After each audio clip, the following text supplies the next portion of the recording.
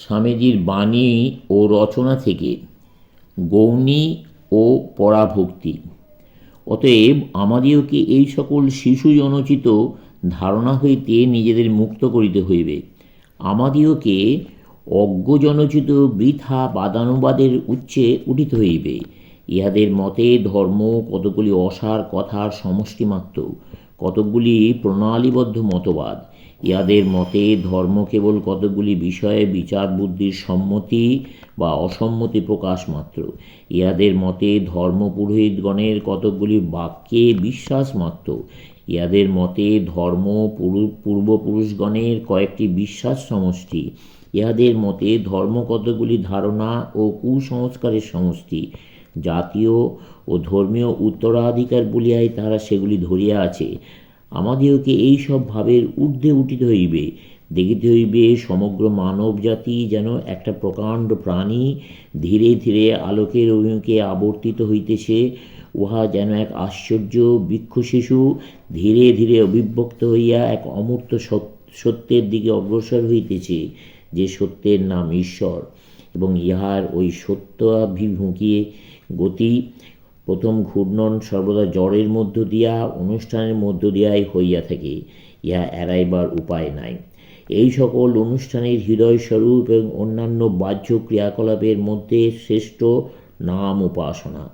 আপনাদের মধ্যে যারা প্রাচীন খ্রিস্ট ধর্ম ও পৃথিবীর অন্যান্য ধর্ম আলোচনা করিয়াছেন, তারা হয়তো লক্ষ্য করিয়া থাকিবেন যে উহাদের ভিতর নাম উপাসনা বলিয়া একটি অপূর্ব ভাব প্রচলিত। নাম অতিশয় পবিত্র বলিয়া পরিগণিত। বাইবেলে পড়িয়াছি, হিব্রুদের নিকট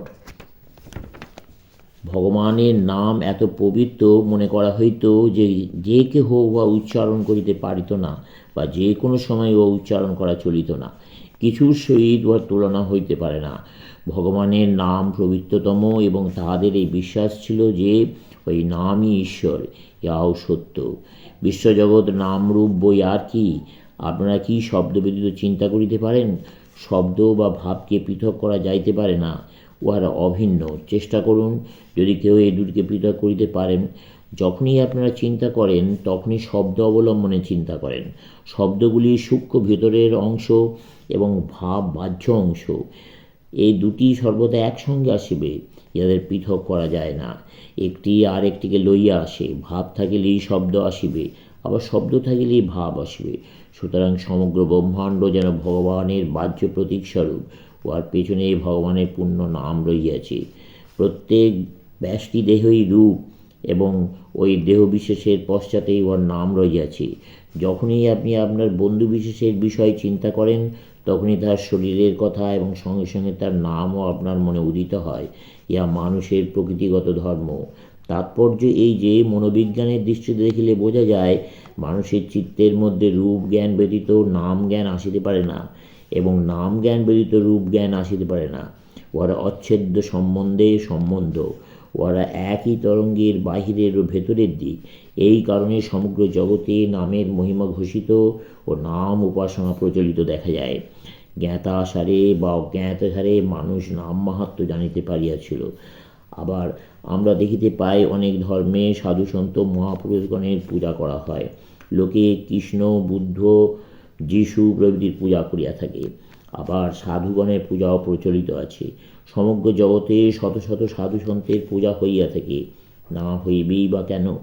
আলোকের স্পন্দন সর্বত্র রহিয়াছে।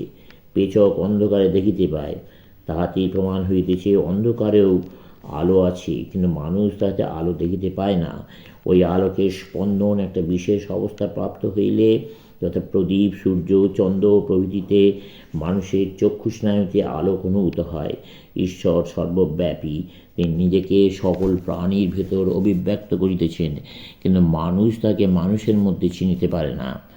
যখন তাহার আলোক, তাহার সত্তা, তাহার চৈতন্য মানুষের দিব্য মুখমণ্ডলে প্রকাশিত হয়, কেবল তখনই মানুষ তাকে বুঝিতে পারে। এইরূপ মানুষ চিরকালই মানুষের মধ্য দিয়া ভগবানের উপাসনা করিতেছে, এবং যতদিন সে মানুষ থাকিবে ততদিন এইরূপই করিবে।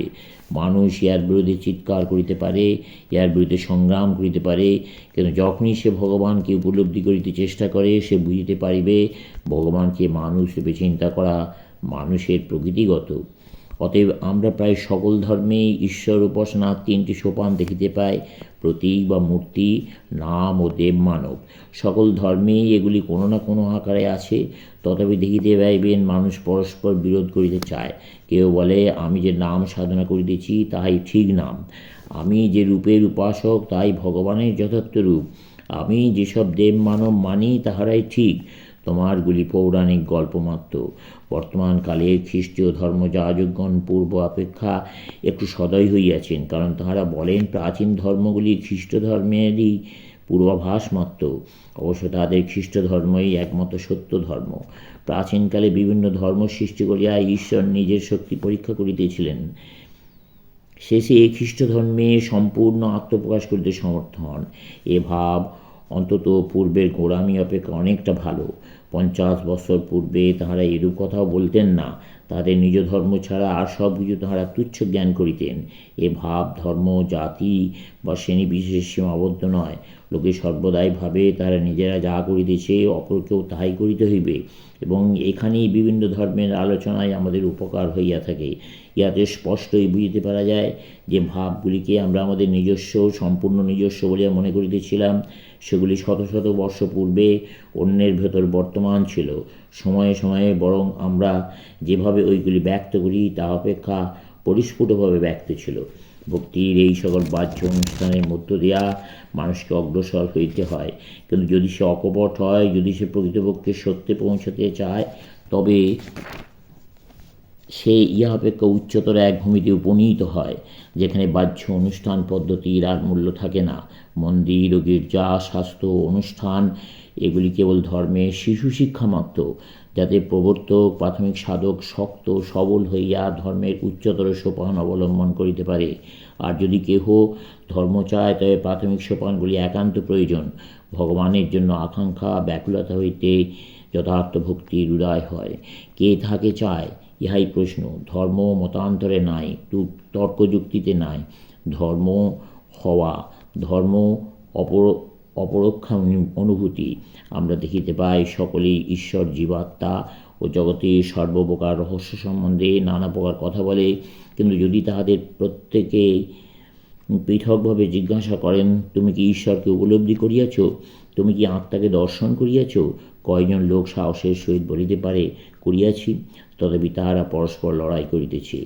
একবার ভারতের ভিন্ন ভিন্ন সম্প্রদায়ের প্রতিনিধিরা সমবেত হইয়া বিচারে প্রবৃত্ত হইল। একজন বলিল শিবই একমাত্র দেবতা, আরেকজন বলিল বিষ্ণুই একমাত্র দেবতা। পরস্পরের এইরূপ তর্ক বিচার চলিতে লাগিল। কিছুতেই আর তর্কের বিরাম হয় না। সেই স্থান যে এক মুনি যাইতেছিলেন, তাহারা তাহাকে ওই প্রশ্নের মীমাংসা করিয়া দিতে আহ্বান করিল। তিনি প্রথমে শৈবকে জিজ্ঞাসা করলেন, তুমি কি শিবকে দেখিয়াছ? তোমার সঙ্গে কি তাহার পরিচয় আছে? যদি না থাকে, তবে কিরূপে জানিলে তিনি সর্বশ্রেষ্ঠ দেবতা? তারপর তিনি বৈষ্ণবকে ওই একই প্রশ্ন করলেন, তুমি কি বিষ্ণুকে দেখিয়াছ? সকলকে ওই প্রশ্ন করিয়া জানা গেল ঈশ্বর সম্বন্ধে কেউ কিছু জানে না, এবং সেই জন্যেই তারা অত বিবাদ করিতেছিল। যদি তারা সত্য সত্য ঈশ্বরকে জানিত, তবে আর তাহারা তর্ক করিত না। শূন্য কলসি জলে ডুবাইলে শব্দ হইতে থাকে, কিন্তু পূর্ণ হইয়া গেলে আর কোনো শব্দ হয় না। অতএব বিভিন্ন সম্প্রদায়ের ভেতর বিবাদ বিসংবাদ দ্বারা প্রমাণিত হইতেছে যে তারা ধর্মের কিছুই জানে না। ধর্ম তাহাদের নিকট পুস্তকে লিপিবদ্ধ করার জন্য কতগুলি বাজে কথা মাত্র। সকলেই তাড়াতাড়ি একখানা বড় পুস্তক লিখিতে ব্যস্ত। উহার কলেবর যত দূর সম্ভব বড় করিতে হইবে, সেজন্য সেখান হইতে পারে চুরি করিয়া পুস্তকের কলেবর বাড়াইতে থাকে, অথচ কাহারও নিকট ঋণ স্বীকার করে না। তারপর তারা উহা প্রকাশ করিয়া পৃথিবীতে যে গণ্ডগোল পূর্ব হইতেই রহিয়াছে তা আরও বাড়াইয়া তোলে ক্রমশ।